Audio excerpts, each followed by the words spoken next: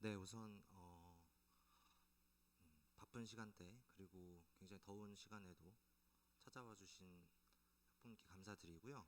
우선 인사 먼저 드리겠습니다. 저는 카이로스 논술 강사 이경근이라고 합니다.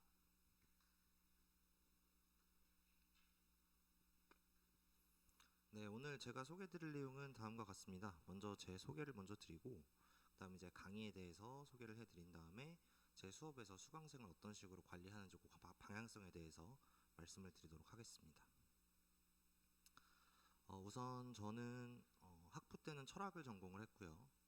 그 철학과로 연세대학교를 합격을 하고 그 외에 성대랑 한양대에도 논술 전형으로 합격을 했습니다. 네, 사실 이제 논술 강사 선생님들 대부분 보면 이제 논술로 합격하신 이력들이 많으시긴 해서 이게 그냥 참고 정도로 해주시면 좋을 것 같고요.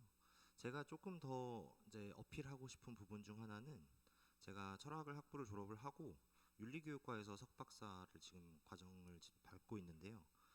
이게 논술 지문에서 철학 지문이 생각보다 많이 출제가 됩니다. 그런데 철학글을 혹시 읽어보신 적이 있는지 모르겠지만 굉장히 좀 난해하고 철학자들이 글을 잘 못 쓰는 경우가 있습니다. 그래서 그걸 교육학을 함께 병행을 하면서 어떻게 명료화하고 어떻게 개념화해야 학생한테 잘 전달해 줄 수 있는지 그걸 이제 대학원 과정을 통해서 많이 익히게 되었고요. 그 외에 다른 제 이력을 소개를 해드리면 저는 이제 논술 강의는 예전에 과천에 있는 다른 작은 학원에서 진행을 했었고 현재는 김윤환 선생님 여기 카이로스 원장님이시죠. 김윤환 선생님 첨삭팀 내지는 총괄팀에서 대치점에서 계속해서 이걸 맡아오고 있습니다.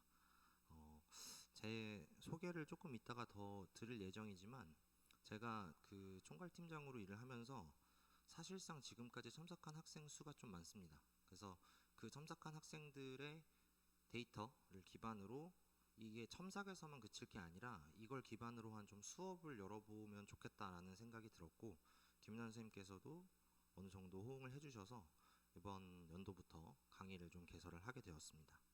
이 세 가지는 제가 가지고 있는 수업 철학입니다. 첫 번째는 직관을 분석으로 문장을 전략으로라고 제가 키워드화하긴 했는데 사실 학생들하고 이야기를 하다 보면 가장 많이 어려워하는 경우가 뭐냐면 문제 읽고서 답을 어느 정도 알겠고 감도 조금 잡히는데 그걸 어떻게 표현해야 되고 어떻게 구조화해야 되는지를 모르겠다라는 그런 어려움을 겪는 학생들이 생각보다 많습니다. 그래서 그때 학생들이 직관적으로 파악한 걸 첨삭과 수업을 통해서 어떻게 너가 한 얘기가 이렇게 문장으로 표현될 수 있는지 그리고 이 전체적인 출제 의도 안에서 결국 묻고자 하는 바에 답하기 위해서 어떤 구조화가 필요한지 그걸 좀 상세하게 알려주는 수업이 될 예정입니다. 다음 두 번째는 첨삭 방향에 있어서 좀 중요한 부분인데 학생들이 생각보다 표현력에 있어서 답답해하는 경우가 많다 보니까 사실 학생하고 첨삭을 할 때는 문장만 보고서 이야기하기보다는 학생하고 직접 소통을 하면서 너가 이 문장을 쓸 때 어떤 의도로 썼는지 근데 좀 흥미로운 건 본인이 그걸 기억을 못하는 경우도 있고요. 본인이 어떤 생각을 가지고 썼는지 모르는 경우도 있어요. 그러다 보니까 제가 첨삭을 하면서 너가 이렇게 문장을 썼잖아. 그러면 너는 이런 의도로 비춰질 수밖에 없어. 그러면 그때 그 의도를 다르게 전달하려면 이렇게 표현하는 게 좋지 않겠어? 라는 방식으로 보통 교정을 하고 첨삭을 진행을 합니다. 이제 그런 식으로 첨삭을 하다 보면 학생들이 아, 내가 이런 식으로 사고를 바꿔야 되는구나 라는 걸 깨닫는 경우가 종종 있습니다. 사실 종종 있는 경우가 아니라 거의 대부분 첨삭을 해보면 그렇게 됩니다. 그래서 그 답안 자체만이 아니라 답안 속에 숨겨진 학생의 사고를 교정하는 게 굉장히 중요하다라는 게 제 두 번째 수업 철학입니다.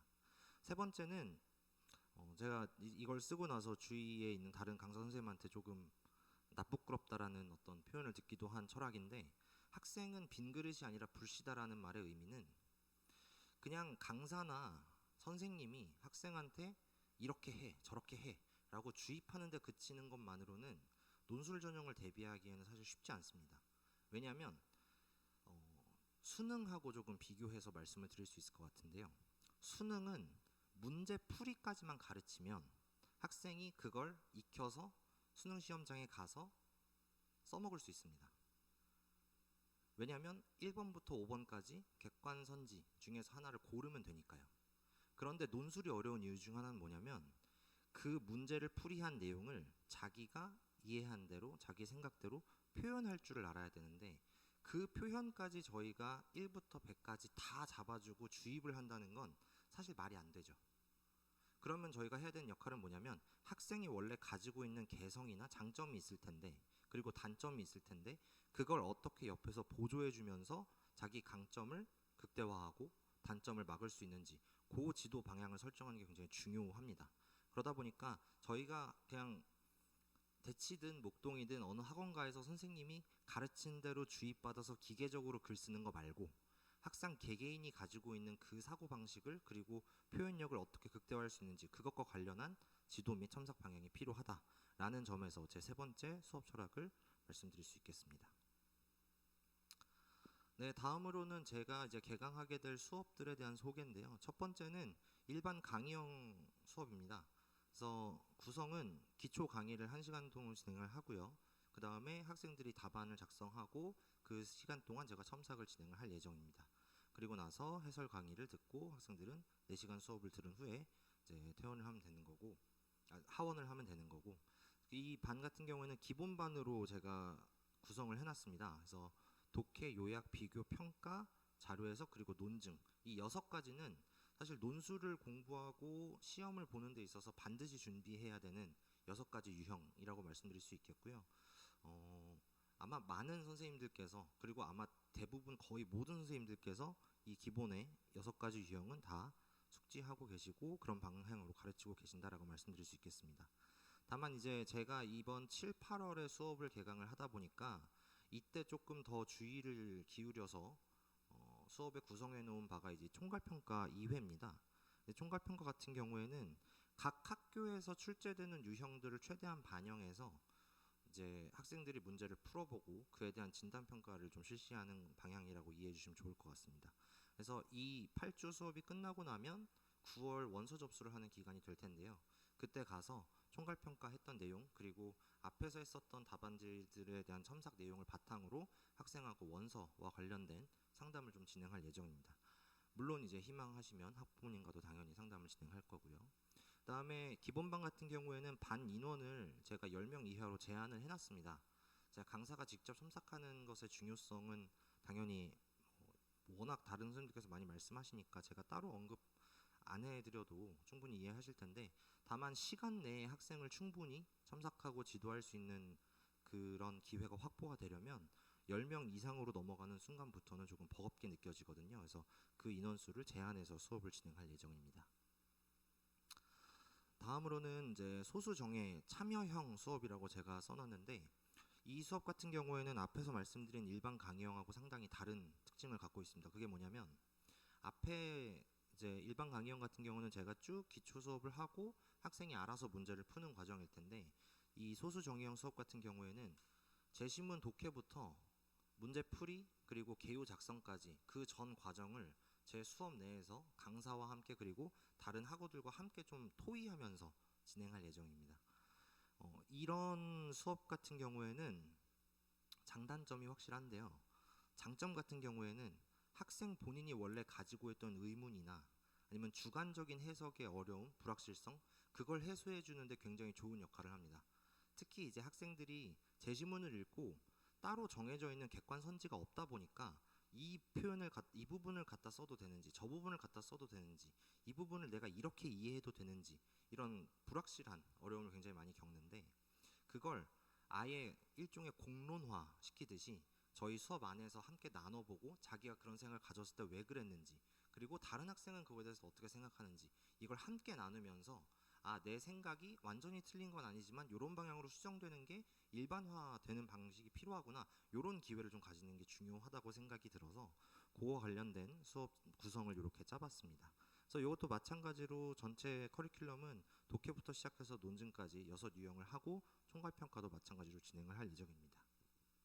그리고 이 수업 같은 경우에는 앞의 수업과 달리 이제 참여해서 직접 토론하고 서로 의견을 나누는 과정이 필수적이다 보니까 너무 많은 인원으로 진행을 해버리면 각자가 충분히 이제 발언을 할 만한 기회가 없겠죠. 그러다 보니 6명 이하로 반 인원을 제한해서 수업을 진행할 예정입니다. 이것도 마찬가지로 이제 수업이 끝나고 나면 이제 9월 그 원서 접수를 위한 상담을 제공할 예정입니다.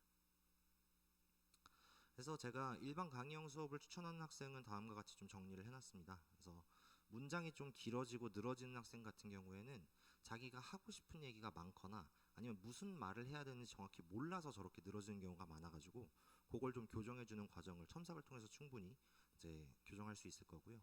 두 번째가 사실 좀 중요한데, 비교와 평가의 차이를 잘 모르는 학생들이 생각보다 많습니다. 근데 이거는 오늘 이제 와주신 학부모님들께서 조금 수가 적으시니까 제가 마음을 좀 놓고 비밀 하나를 말씀을 드리자면 네, 현재 제가 계속 그 홍보할 기회가 없고 바쁘다고 말씀을 드렸던 이유가, 사실 제가 지금 그 대학에서 학생들을 가르치고 있습니다. 그러다 보니까 최근에 이제 기말 시즌이라서 워낙 좀 바빴습니다. 그래서 근데 대학생들 같은 경우에 어느 대학인지는 나중에 개인적으로 와주시면 그때 말씀드리겠습니다. 네. 그래서 그 대학생들 같은 경우에도 비교랑 평가의 차이를 정확히 모릅니다. 특히 논술에서 출제할 때의 비교와 평가를 뭘 묻는지를 모르는 경우가 많아요.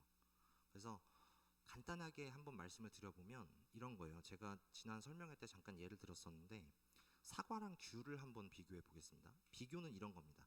사과랑 귤이라는 두 대상을 두고 제가 중립적인 관점에서 그 각각의 특징을 나열하는 겁니다. 그러다 보니까 사과는 빨간데 귤은 노래요, 또는 주황색이에요. 그리고 사과는 큰데 귤은 작아요. 이런 식으로 특정 공통 속성을 비교 기준으로 삼아서 각각 비교가 이루어지죠. 그런데 평가는 뭐냐면, 항상 논술에서 출제되는 건 자기의 평가를 요구하지 않습니다. 어떤 제시문의 입장에 근거한 평가를 항상 출제를 하거든요. 그럼 이 문제에서도 만약에 사과의 관점에서 귤을 평가해봐라 라고 한다면 학생들이 해야 되는 작업은 제가 사과의 입장에 이입해 보는 거죠.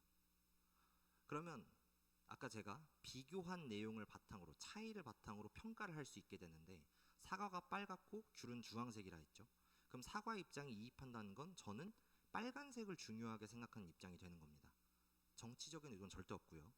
그런 의도 없이 그냥 말씀을 드려보면, 빨간 게 중요한 사람의 입장에서 볼 때 저 주황색인 과일은 빨간 것도 아닌데 그렇다고 완전히 빨간색이 아니라고 말하기도 어렵고 뭐 애매한 부분이 생기죠. 그 지점을 지적해 주는 게 사실 평가에서 굉장히 중요한 부분이고, 그걸 다각적으로 분석했을 때 이게 빨강의 측면에 또는 범주에 있어서는 가깝긴 하지만 그 외에 다른 속성이 섞여 있다는 지점이 문제다라고 하면서 다각적으로 평가를 할 수 있게 되겠죠. 그래서 그런 사고방식이 사실 비교와 평가의 차이를 인지하는 데 필요한데, 그걸 모르는 학생들이 많아서 그런 부분들은 제가 강의를 통해서 충분히 설명을 할 수 있고 나중에 첨삭을 통해서도 추가로 지도할 수 있게 될 겁니다. 그래서 일반적으로 요 일반 강의형 수업 같은 경우에는 자신이 어떤 문장을 써야 되고 어떤 구조화를 해야 되는지 모르는 학생한테 많이 추천하는 수업이라고 생각해 주시면 좋을 것 같습니다. 다음 두 번째는 이제 소수 정의형 수업을, 그러니까 프라임파를 추천하는 학생인데, 이런 경우가 많지는 않습니다만 종종 있습니다. 뭐냐면 제시문을 읽어놓고 첨삭을 받았어요. 그리고 강의도 들었습니다. 근데 아무리 해봐도 자기는 이게 이해가 안 되는 경우가 있어요. 제시문에서 이렇게 얘기를 했는데 왜 이렇게 해석하면 안 되는지 모르는 학생. 그러니까 그런 학생들을 보고서 보통 자기 의견이 강하다라고 얘기를 하는데요. 이거는 사실 논술뿐만 아니라 국어 영역을 공부할 때도 학생들이 많이 겪는 난관 중 하나입니다. 그래서 그걸 어떻게 해석을 해내야 학교에서 출제한 의도대로 해석할 수 있는지, 그와 관련된 이야기를 좀 많이 나누고, 사실 이런 학생들 같은 경우에는 제가 그냥 일방적으로 강의한다고 그걸 믿고 따르고 그런 경우가 아니라 저한테 직접 물어보고 자기 궁금증을 해소해야 끝나는 학생들이거든요. 이제 그런 학생들에게 참여형 수업을 상당히 많이 권한다고 말씀드릴 수 있겠습니다. 네, 그리고 이제 아까 잠깐 말씀드렸던 것처럼 제 수업의 가장 큰 특징 중 하나는 첨삭이 될 겁니다. 제가 대치 목동 분당에서 첨삭을 약 10년 정도 하고 있는데, 그러다 보니까 만난 학생이 원래 이제 이거 처음 준비할 때는 좀 인원을 과장해도 된다라고 말씀을 들었었는데, 제가 그래도 최대한 좀 현실적이고 솔직한 방향으로 인원을 잡아서 2,000명 정도는 거뜬히 넘을 겁니다. 제가 첨삭한 학생이. 그러다 보니까 지금은 사실 뭐 어느 분야든 10년 정도 하면 그 분야에 대해서 빠삭해지는 게 당연하잖아요. 그런데 이제는 약간 어느 정도냐면 학생 문장을 몇 개 읽다 보면 이 학생 성격이 보여요. 아, 이 친구가 약간 소심하구나, 아니면 좀 산만하구나.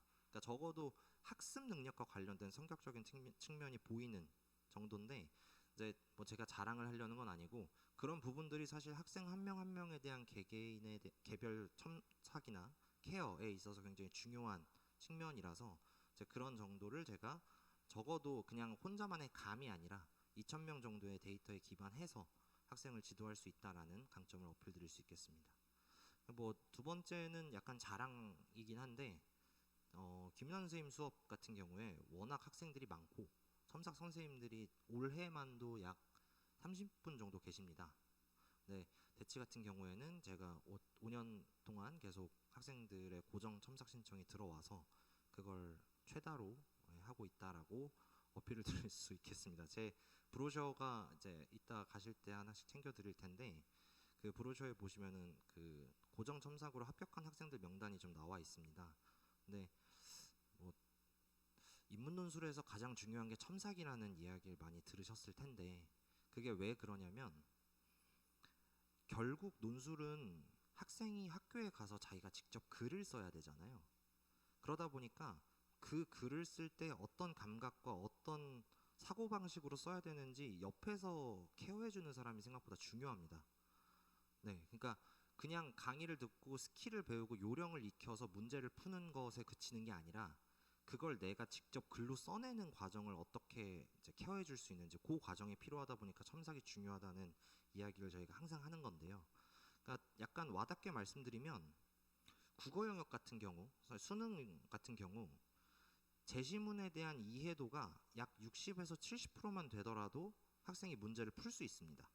왜냐하면 1번부터 5번까지 선지를 읽어가면서 아, 이 얘기였구나 하고 이해하는 경우도 상당히 많아요, 학생들이. 근데 논술은 그 선지가 없죠.